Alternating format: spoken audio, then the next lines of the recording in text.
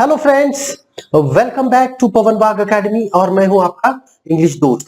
दोस्तों, जैसा कि आप जानते हो हम सॉल्यूशन क्वेश्चन बैंक सॉल्यूशन का पहला सेट हम ले रहे हैं क्लास 10 का। और हमने क्वेश्चन नंबर 5 तक हमने सब क्वेश्चंस ले लिए हैं, सबके आंसर्स हमने लिए हैं। अभी आगे हम बढ़ रहे हैं क्वेश्चन 6 की ओर और ये हमने शुरुआत भी की थी। तो इसको हमें सबसे पहले क्या करना है कि हम कर रहे हैं नॉन वर्बल टू वर्बल, ये एग्जाम्पल हम कर रहे हैं। अभी नॉन वर्बल में क्या होता है, एक ट्री डायग्राम आपको दिया जाता है और ट्री डायग्राम के हिसाब से आपको क्या करना होता है, उसको पैराग्राफ्स में लिखना होता है। तो एक पैराग्राफ हमको लिखना है इस पर, ये जो इंफॉर्मेशन हमको दी गई है। और मैंने आपसे कहा था कि आपको verbal to non verbal to verbal या वर्बल टू नॉन वर्बल जो हम कर रहे हैं उसके लिए हमको कितने शब्द 5 मार्क्स का है, इसलिए 80 to 100 वर्ड्स हमको इसमें लिखने हैं। ये मैंने आपको उसी दिन बता दिया था। तो चलिए आगे बढ़ते हैं। फिर अभी इसको हम शुरुआत यहां से करेंगे ताकि पूरा बोर्ड हम यूज कर सके, है ना। तो यहां से हम शुरुआत करते हैं। सबसे पहले होगा उसका टाइटल, क्योंकि टाइटल को भी मार्क्स है। तो हम कर सकते हैं, इस टाइटल को हम देंगे विटामिन्स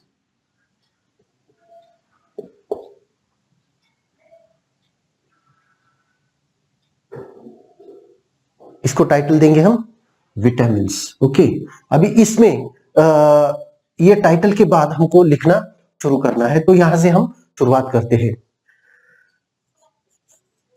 विटामिन्स कैन, छोटा ये लिखिए, vitamins can be subdivided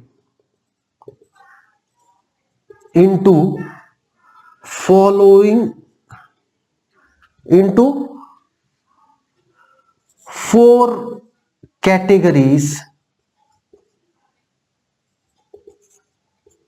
that is vitamin A, vitamin B, vitamin C and vitamin D. Each of these vitamins are important for our body। ठीक है, we get these vitamins from different food items,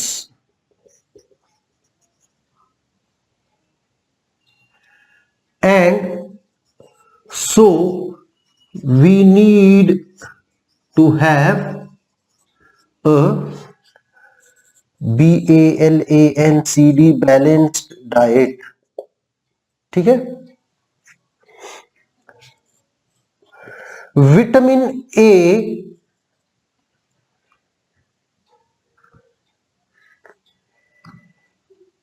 is available to our body through milk, butter and eggs। ठीक है, while eggs and meat provide us with vitamin B,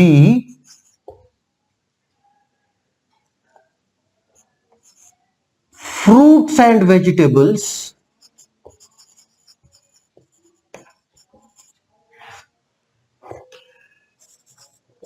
give our body vitamin C।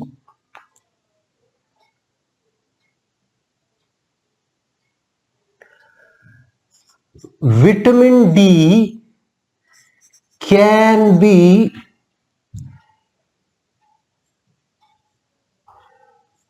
procured from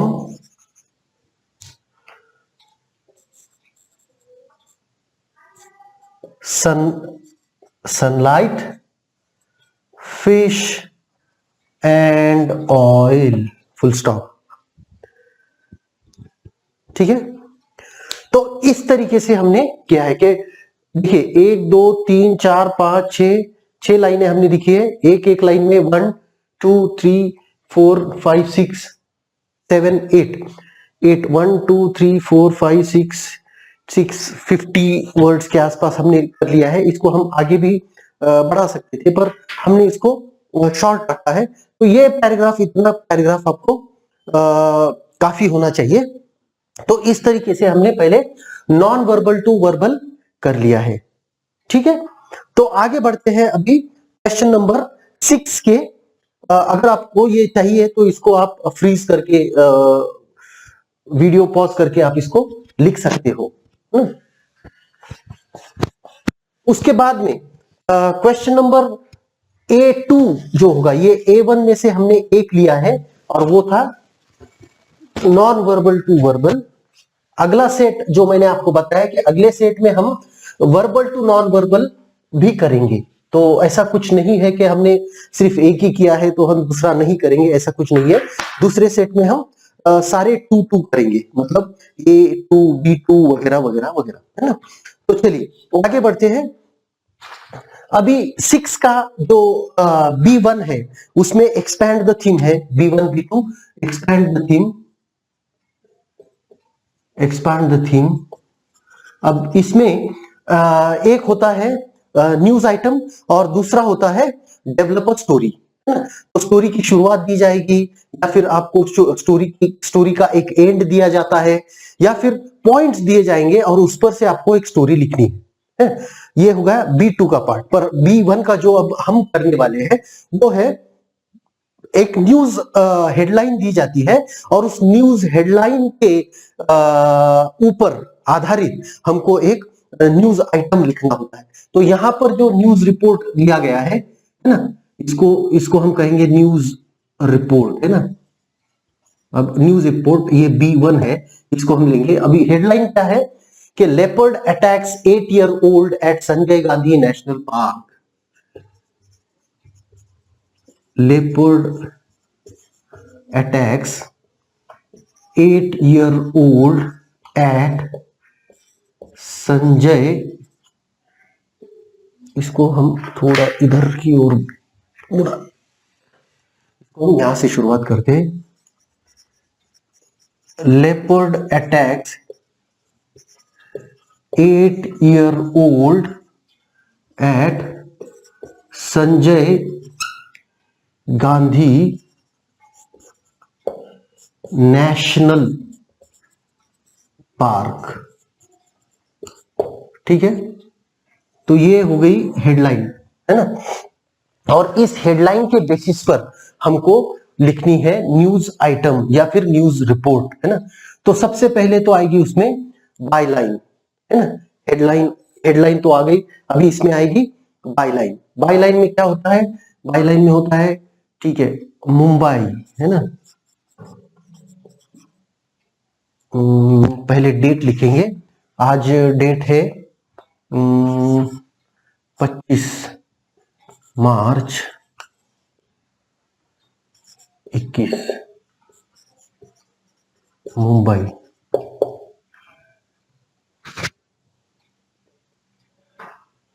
चलो शुरुआत करते हैं।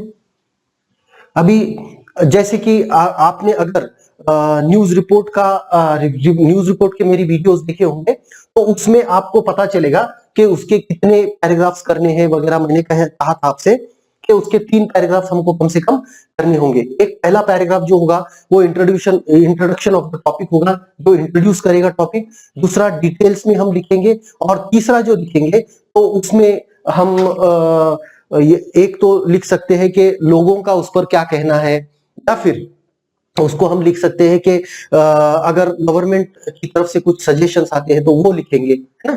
तो इस तरीके से हम उसको लिखेंगे in a violent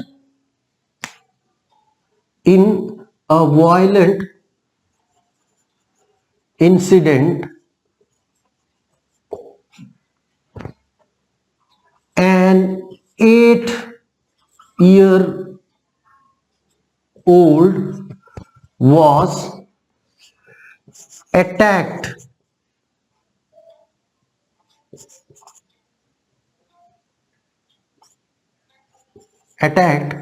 by a leopard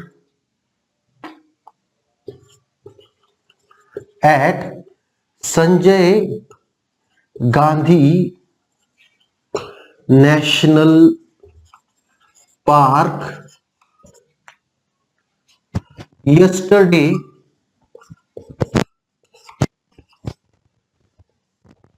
in the afternoon. ठीक है, yesterday afternoon, कल दोपहर, है ना। उसके बाद में आगे, अभी इसमें हमको क्या करना है, इसमें हमने सिर्फ इंट्रोडक्शन दिया है कि क्या हुआ था, कहां पर हुआ था, कितने बजे हुआ था, या फिर कि कब हुआ था, वगैरह वगैरह हमने दिया है। अब इसको डिटेल में क्या लिखेंगे, हम इसको हम डिटेल में लिखेंगे। डिटेल में ये लिखना है हमको इसमें कि ये जो चीज हुई है या फिर ये जो कुछ भी हुआ है वो कैसे हुआ है, क्यों हुआ है, बाकी बाकी वगैरह सब हम इसमें लिखेंगे। 5 यहां पर शुरुआत करेंगे।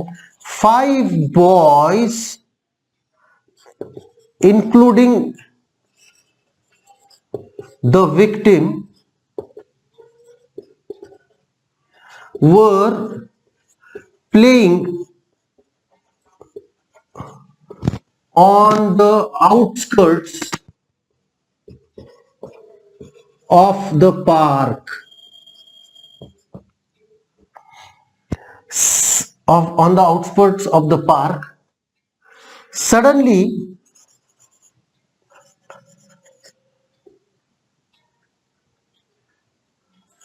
one of them noticed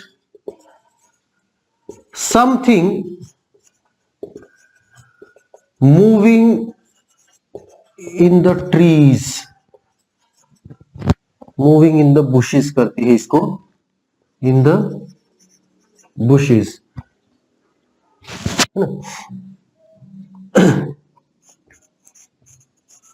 while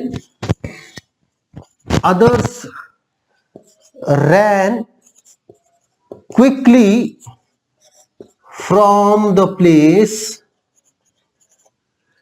Victim got no chance to move and the leopard attacked him. However, the child was saved, though, however, the child was saved.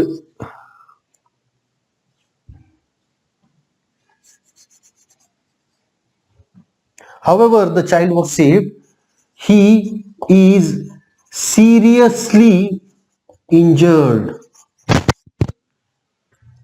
and admitted to a nearby hospital. ठीक है, ये हो गया। अभी इसमें हमको last जो stanza या फिर पैराग्राफ लिखना है, उसमें गवर्नमेंट एंड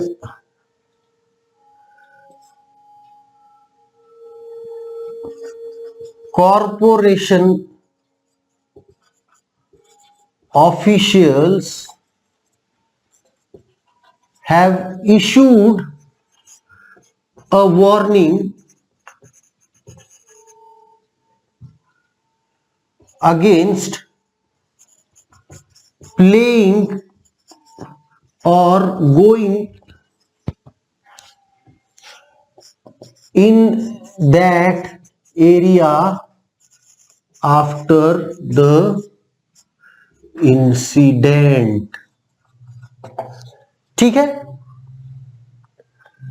तो इस तरीके से हम इसको लिख सकते हैं। इसको थोड़ा सा मैं एक बार फिर से लिख देता हूं।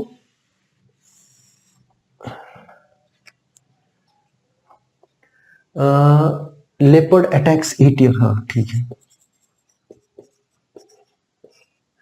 Leopard attacks 8-year-old at Sanjay Gandhi national park. ठीक है,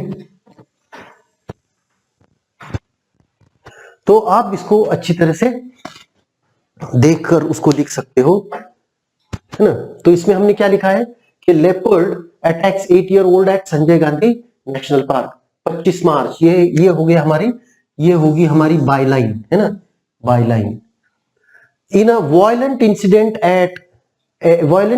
an 8-year-old was attacked by a leopard at Sanjay Gandhi National Park yesterday in the afternoon। ठीक है, 5 boys including the victim were playing on the outskirts of the park. Suddenly one of them noticed something moving in the bushes. While others ran quickly from the place, victim got no chance to move and the leopard attacked him. However, the child was saved. He is seriously injured and admitted to a nearby hospital. Government and corporation officials have issued a warning against playing or going in that area after the incident। ठीक है, तो इसमें हमने क्या किया है, इसमें हमने 3 पैराग्राफ्स लिए हैं। देखिए, ये हो गया पहला पैराग्राफ, बाद में ये हो गया दूसरा पैराग्राफ, और ये है तीसरा, है ना, दूसरा और तीसरा।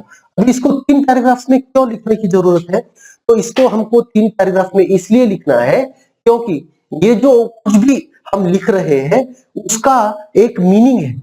ये जो पहला पैराग्राफ हम लिख रहे हैं इसको हम कहेंगे इंट्रोडक्शन, है ना, इंट्रोडक्टरी पैराग्राफ है कि जिसमें हम कुछ सवालों के जवाब देते हैं, जैसे कि बहुत ब्रीफ में, बहुत ही संक्षेप में हम बता रहे हैं कि क्या हुआ है, कब हुआ है, कहां पर हुआ है ना, और सारे सवालों के जवाब हमने यहाँ पर दे दिए। फिर डिटेल में, मतलब कितने लोग थे, फिर क्या कर रहे थे, फिर कैसे हुआ, है ना, ये सारा जो है वो उसकी पूरी डिटेल में जानकारी हमने यहाँ पर दी है, अभी क्या हो रहा है। और आखिर में हम क्या देते हैं, ये आखिर में न्यूज रिपोर्ट में हम देते हैं कि लोगों का क्या उसके बारे में, लोगों की क्या उसके बारे में प्रतिक्रिया थी, या फिर गवर्नमेंट ने क्या इंस्ट्रक्शंस दिए हैं, है ना।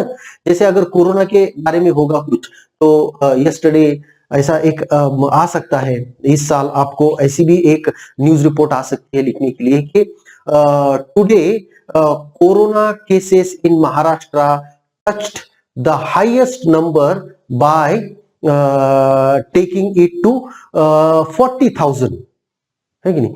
मतलब today 40,000 cases recorded in Maharashtra, तो 40,000 covid cases recorded in Maharashtra, ऐसी भी एक हेडलाइन आ सकती है। तो फिर उसमें हम क्या कर सकते हैं, तो पहले हम उसको इंट्रोडक्शन दे सकते हैं। इंट्रोडक्शन में क्या होगा कि in the ongoing pandemic today in Maharashtra 40,000 cases, yesterday in Maharashtra 40,000 cases were recorded.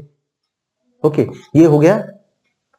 उसके बाद में डिटेल में लिख सकते हैं कि कौन से एरिया में कितने, मुंबई में कितने मिले, नागपुर में कितने मिले, औरंगाबाद में कितने मिले, मराठवाड़ा में कितने हैं, विदर्भ में कितने हैं, ये सारी चीजें हम उसमें लिख सकते हैं कि विदर्भ में इतने हैं, उधर इधर ज्यादा है, उधर ज्यादा है, ये शहरों में ज्यादा है, वो सारा डिटेल्स हम लिख सकते हैं। और आखिर में हम क्या कर सकते हैं उसमें, The government has issued a very strict warning against getting out of homes and have strictly warned people to put on masks whenever they go out of their house and maintain social distance।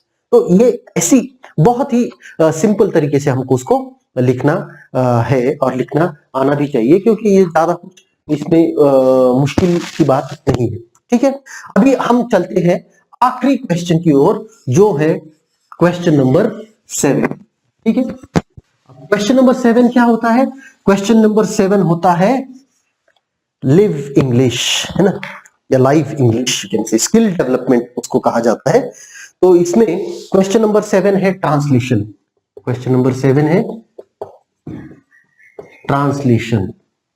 ठीक है, अभी देखिए इसमें दो भाग होते हैं, तीन भाग होते हैं वैसे तो। एक, translate the following words into your medium of instruction any four. 6 दिए जाते हैं, 6 में से कोई भी 4 शब्द आपको ट्रांसलेट करने होते हैं, मतलब आपकी भाषा में मीडियम ऑफ इंस्ट्रक्शन में लिखने होते हैं। तो यहाँ पर हम उसको मराठी में लिखेंगे। Translate the following sentences into your medium of instructions. कोई भी दो दिए जाते हैं 4, और ट्रांसलेट द इडियम्स और proverbs into your medium of instructions. तो दो, दो और एक, इस तरह से हमको इसमें मार्क्स होते हैं। तो इसमें ए है ट्रांसलेट वर्ड्स।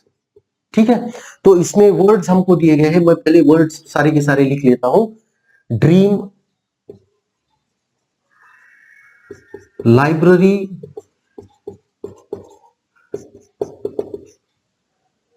हेरिटेज,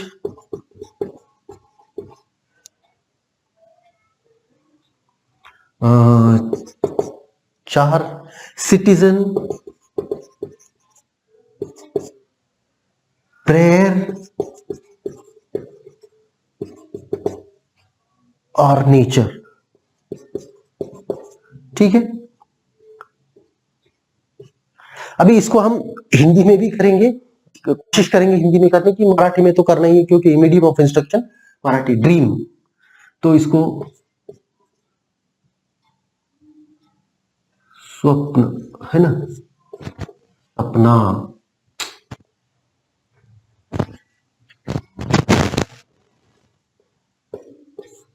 ठीक है, लाइब्रेरी,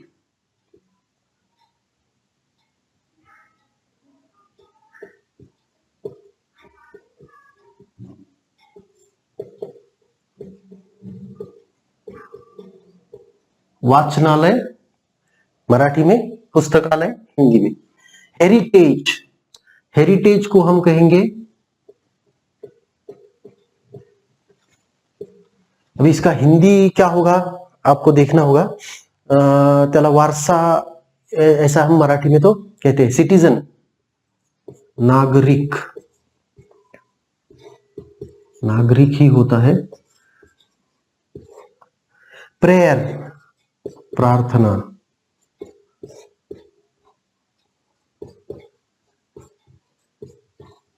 और नेचर म्हणजे इसको हम निसर्ग, है ना, और इसको कहेंगे प्रकृति, है ना। तो इस तरीके से हम इसको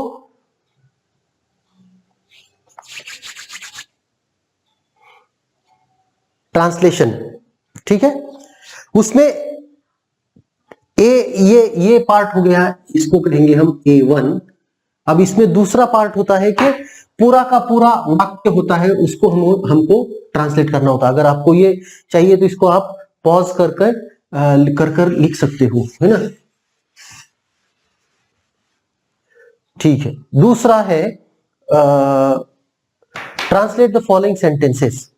चलो अभी इसमें हम कहते हैं, इसको हम करेंगे 2। अब इसमें पहला वाक्य है, drink at least 10 to 12 glasses of water. Drink at least 10 to 12 glasses of water every day, है ना। Education is key to success, education is key to success. Give respect and take respect, give respect and take respect.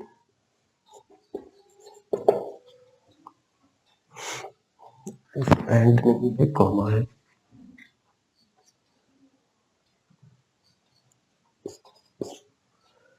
Keep our city clean,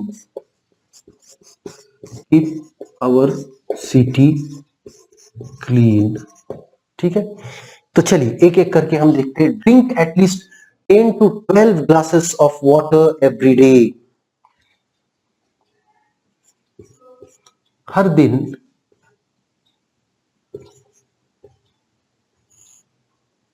या इसको हम रोज भी कह सकते हैं, every day, हर दिन तो होता ही है। रोज कम से कम 10 से 12 ग्लास पानी पीजिए।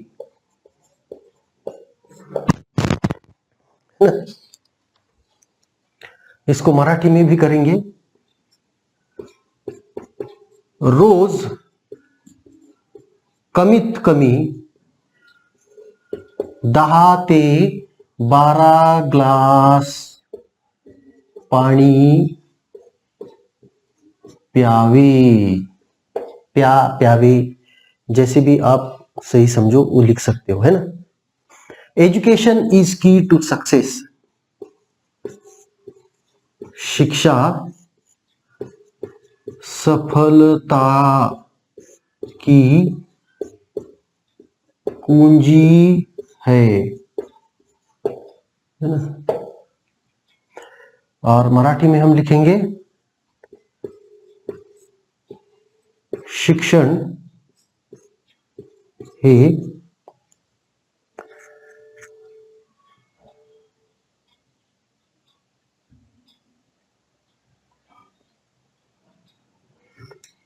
शिक्षण ही यशाची चावी आहे। किंवा इसको हम याला आपण गुरु किल्ली असंही म्हणू शकतो, है ना। कसंही तुम्ही गुरु किल्ली आहे। ठीक है। गिव रिस्पेक्ट, सम्मान दो, सम्मान पाओ। आदर करा, आदर मिळवा। ठीक है।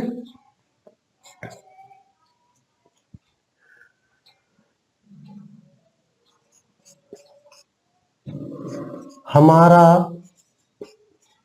शहर स्वच्छ रखिए।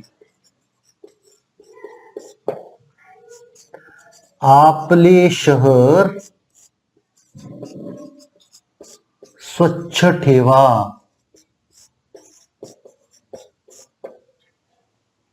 ठीक है। तो इस तरीके से हमने ट्रांसलेशन कर लिया। Drink at least 10 to 12 glasses of water every day.